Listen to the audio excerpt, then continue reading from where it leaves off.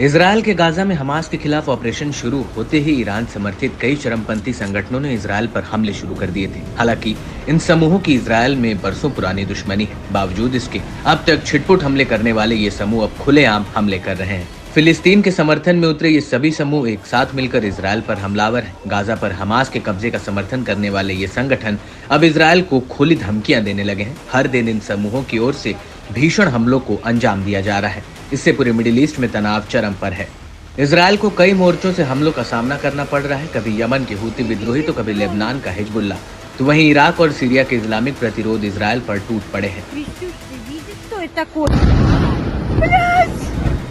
जिस बात का डर अमेरिका समेत पूरे मिडिल ईस्ट को था वही होने जा रहा है। दरअसल हिजबुल्लाह और इजरायल बॉर्डर 7 अक्टूबर के बाद से ही सुलग रहा है और हिजबुल्लाह रोजाना इजरायल पर दनादन रॉकेटों की बरसात कर रहा है, जिसमें कई इजरायलियों की जान भी गई है। लेकिन अब लेबनान से दागे गए रॉकेट ने 27 जुलाई 2024 को इजरायली कब्जे वाले गोलान हाइट्स को निशाना बनाया, जहां मजदल शम्स के ड्रूस शहर के फुटबॉल के ग्राउंड पर एक मिसाइल गिरी। दावा है कि इस हमले में 12 लोगों की जान चली गई है, तो वहीं 20 से ज्यादा लोग घायल भी हो गए। इसमें ज्यादातर युवा और बच्चे शामिल थे। ये हमला पिछले कई महीनों से चला आ रहा है।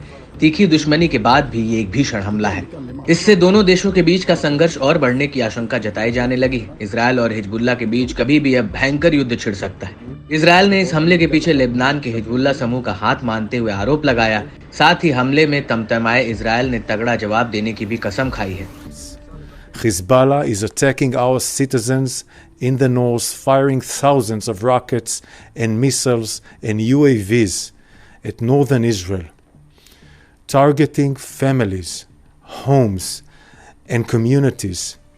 The IDF is currently holding a situational assessment, and we will prepare for a response against Hezbollah.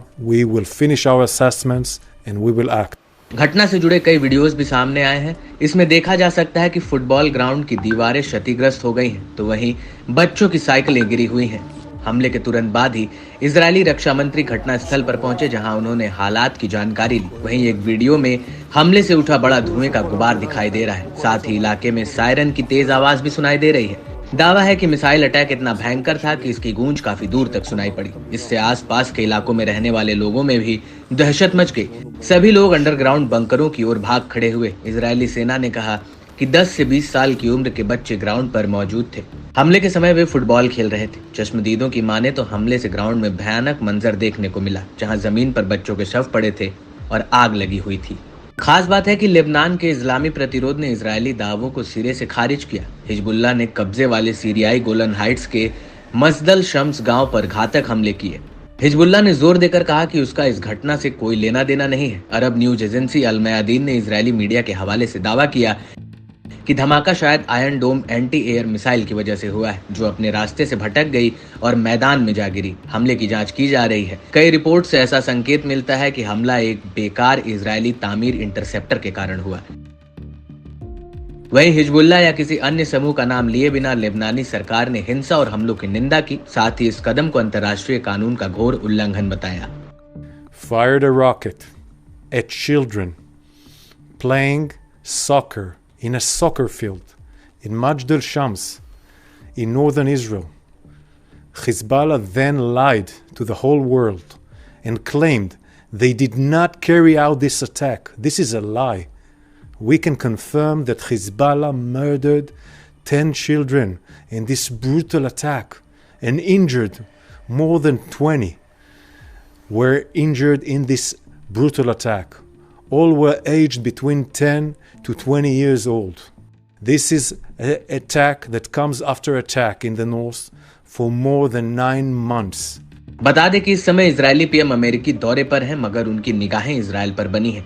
दावा है कि गोलन हाइट्स पर हुए हमले के बाद नेतन्याहू ने जल्द लौटने की बात कही। साथ ही कहा कि इजरायल इस जानलेवा हमले को नजरअंदाज नहीं करेगा, है कि इजरायल जल्द लेबनान पर हमला कर सकता है। आंकड़ों की माने तो इजरायल ने हिजबुल्लाह के हमलों के जवाब में लेबनान बॉर्डर के पास के शहरों को तबाह किया है। 90,000 से ज्यादा लोग उत्तर की ओर भागने के लिए मजबूर हुए। 460 से ज्यादा लोग मारे भी गए हैं। दावा है कि इनमें ज्यादातर हिजबुल्लाह लड़ाके शामिल हैं। एक्सपर्ट्स की माने तो एक गलत अनुमान भीषण तनाव को भड़का सकता है। साफ है कि इजरायल को इस हमले पर काफी सोच समझकर प्रतिक्रिया देनी चाहिए। बता दें कि इजरायल ने साल 1968 के युद्ध में सीरिया से गोलन हाइट्स को अपने कब्जे में लिया, जहां करीब 20,000 से ज्यादा ड्रूस अरब रहते हैं। इजरायल ने साल 1981 में इस इलाके पर पूरी तरह से कब्जा जमा लिया, जिस पर अंतर्राष्ट्रीय समुदाय ने काफी निंदा की। खास बात है कि करीब 4 दशक बाद तत्कालीन अमेरिकी राष्ट्रपति डोनाल्ड ट्रंप ने इजरायल को मान्यता देकर आग में घी डालने का काम किया। हालांकि बाकी पश्चिम देश इजरायल को गोलान हाइट्स में मान्यता देने से बचते नजर आए हैं।